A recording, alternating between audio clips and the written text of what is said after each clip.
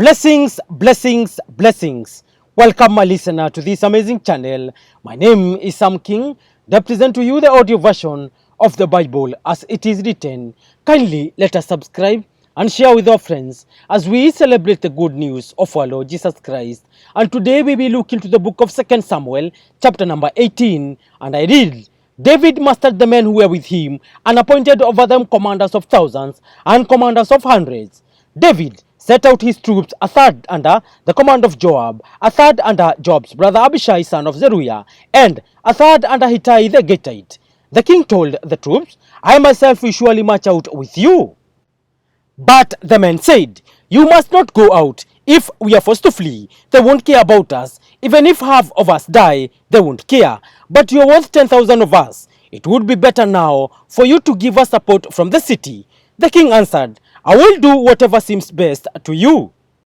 So the king stood beside the gate while all his men marched out in units of hundreds and of thousands. The king commanded Joab, Abishai, and Ittai, be gentle with the young man Absalom, for my sake. And all the troops heard the king giving orders concerning Absalom to each of the commanders. David's army marched out of the city to fight Israel, and the battle took place in the forest of Ephraim. There Israel's troops were routed by David's men, and the casualties that day were great, 20,000 men. The battle spread out over the whole countryside, and the forest swallowed up more men that day than the sword. Now Absalom happened to meet David's men. He was riding his mule, and as the mule went under the thick branches of a large oak, Absalom's hair got caught in the tree. He was left hanging in midair, while the mule he was riding kept on going. When one of the men saw what had happened, he told Joab, I just saw Absalom hanging in an oak tree.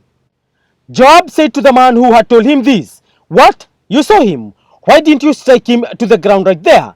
Then I would have had to give you 10 shekels of silver and a warrior's belt. But the man replied, even if 1,000 shekels were weighed out into my hands, I would not lay a hand on the king's son.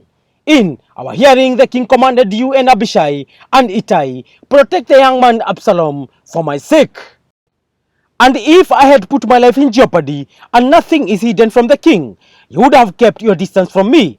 Joab said, I'm not going to wait like this for you. So he took 3 javelins in his hand and plugged them into Absalom's heart while Absalom was still alive in the oak tree. And 10 of Joab's armor bearers surrounded Absalom, struck him and killed him. Then Joab sounded the trumpet, and the troops stopped pursuing Israel, for Joab halted them. They took Absalom, threw him into a big pit in the forest, and piled up a large heap of rocks over him. Meanwhile, all the Israelites fled to their homes. During his lifetime, Absalom had taken a pillar and erected it in the king's valley as a monument for himself, for he thought, I have no son to carry on the memory of my name. He named the pillar after himself, and it is called Absalom's monument to this day.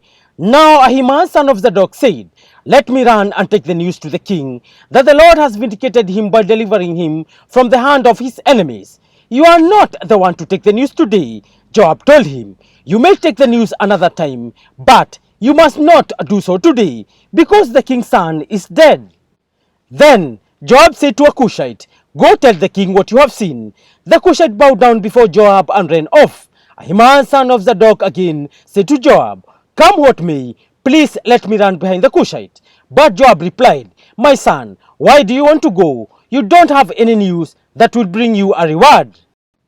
He said, come what may, I want to run. So Joab said, run. Then Ahimaaz ran by way of the plain and outran the Cushite. While David was sitting between the inner and outer gates, the watchman went up to the roof of the gateway by the wall. As he looked out, he saw a man running alone. The watchman called out to the king and reported it. The king said, if he is alone, he must have good news. And the runner came closer and closer. Then the watchman saw another runner, and he called down to the gatekeeper, look, another man running alone. The king said, he must be bringing good news too. The watchman said, it seems to me that the first one runs like Ahimaaz son of Zadok. He is a good man. The king said, he comes with good news. Then Ahimaaz called out to the king.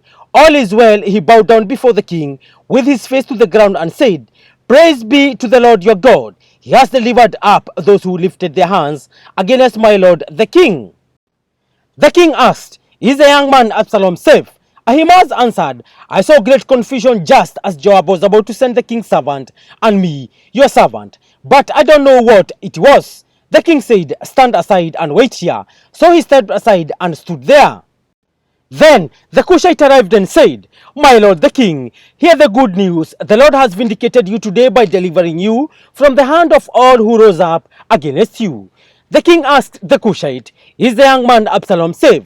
The Cushite replied, May the enemies of my lord the king and all who rise up to harm you be like that young man. The king was shaken. He went up to the room over the gateway and wept. As he went, he said, Oh, my son Absalom, my son Absalom, if only I had died instead of you. Oh, Absalom, my son, my son. Thank you, listener. That marks the end of today's presentation.